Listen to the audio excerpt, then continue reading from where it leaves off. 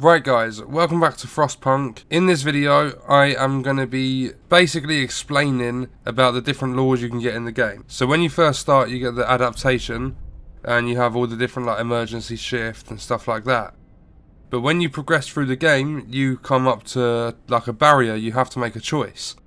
So the choices are, I think it's faith and order. So what I'm going to be doing is explaining both sides. I'm going to have two different like playthroughs of the game. I've unlocked order for this playthrough, and then the other playthrough will have the other option unlocked, so I can explain everything that's involved with the different laws that you can put into your city. So for purpose, you get neighborhood watch, which gives you a watchtower. They increase the hope of people living nearby. You will have to build 2 of them though.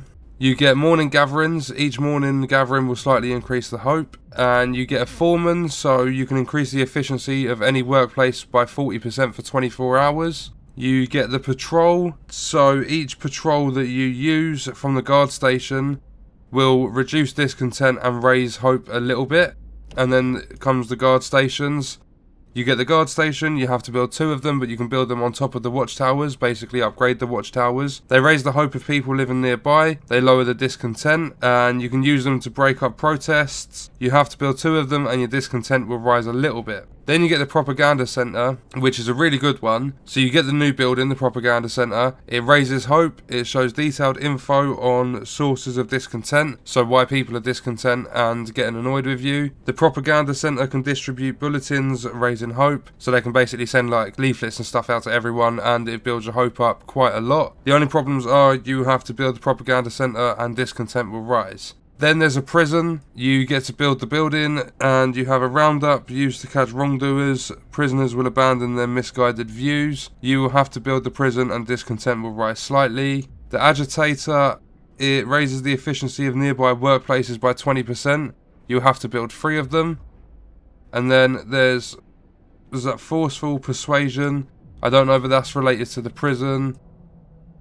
If I actually research, well, bring in the law of the prison, then I'll be able to explain what that one is. But then there's New Order. New Order will make everyone in the city obey you. There will be no such thing as it says down here. Hope will never be a problem again. Hope will no longer exist. You won't have to build it up. You won't have to worry about it dropping. When you sign this new law of New Order, you become obeyed. So at the bottom, instead of it saying hope and you having a bar, it will say obedience, and it's kind of like blacked out sort of thing. A public execution space will be built in your city next to the generator. Some public enemies will die. Some people will feel compelled to fight this law. Some of them will die. So you'll lose a few citizens, but at the same time you'll never ever have to worry about hope again. As you can see, my hope is quite full. This is on easy just for the purpose of doing tips and tricks videos for this game, but I've never seen, like, I've only done a couple of playthroughs where I've got this far, and I've never seen what the other side of laws like involve, what you get from them. But so far, like with this one and completely removing hope, it helps so much, because if your hope, obviously, like if it drops to 0, you get banished from your own city. So I'm going to do another playthrough, then come back and I'll show you all of the other side of the laws. I'll show you exactly what every single one does. And I will also build the prison and show you Forceful Persuasion, exactly what that does, because I think that's every law you can get on this like little tree thing. So just quickly before we get into the other side of the laws, I got the prison and now we have Forceful Persuasion. Right, so it's an ability in the prison. It reduces the time prisoners spend in prison.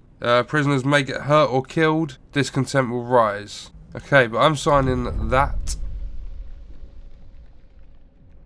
People will die, but I don't want hope to drop.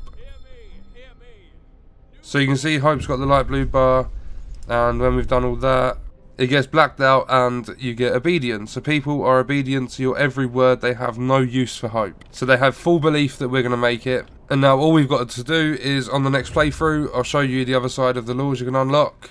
Right, so instead of it going down from purpose, the faith side of things goes up from purpose. First off, you have the House of Prayer. The ability is a sermon. People living nearby will gather to pray, which will raise their hope. You will have to build 2 houses of prayer.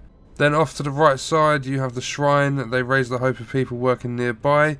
They increase the efficiency in nearby workplaces. You'll need to build 3 of them. Then you have field kitchens. It's a new building that raises the temperature of nearby workplaces by 1 level. You'll have to build 2. You have a new building, the House of Healing. It doesn't require engineers. It treats the gravely ill and gives all patients a small hope bonus. But you'll have to build one, and it heals people slower than the infirmary. Next up, you have Evenin Prayers. They unlock as an ability in the House of Prayer and the Temple. Each use raises hope and lowers discontent. Then off to the left, you have the Temple. It raises hope. Discontent will occasionally fall slightly. The new ability is a ceremonial service in the Temple. It raises hope and comforts the discontented. And you'll have to build the Temple. Then the end of this section, Righteous Denunciation, I think that's how you say that. You have small amounts of resources may be uncovered as well. Occasionally lowers discontent, occasionally recovers small amounts of resources. You have a new building called Faith Keepers. You can ask Faith Keepers to break up protests. They have a nighttime procession that reduces discontent. You'll have to build the seat of the Faith Keepers. Discontent will rise. Then you have the Public Penance, I think. It's a new ability for the Faith Keepers building. Each use raises hope, each use lowers discontent. It can cause injuries and the discontent will rise. Then you have Protector of the Truth. You get a new ability in the Faith Keepers and the Temple buildings. It's Captain's Words. Each use greatly reduces discontent, but the discontent will rise, signing that law. Then, last but not least, you have New Faith. So this one, I hope it will never be a problem again. A public execution space will be built, so it's exactly the same as the other side, except this is more prayers and like believing. It does a lot more. You can actually, the Londoners that come along and try and take all the people away from you, like try and get more people to side with them, they actually, like all this faith stuff actually reduces the amount of people that are siding with the Londoners over you. So it also reduces discontent and increases hope a lot better than the Order side of things does. So I'd say for this, you're either going to pick Order, which is going to give you like the prison, the propaganda centre, which does well at increasing your hope and decreasing your discontent, or you can come this side, which has like all the believing stuff. So you have like healers and everything like that, which that's pretty good because a lot of people do end up gravely ill where it gets so cold in the game. And you have the kitchens, which raises the temperature, which can help for when it gets really cold.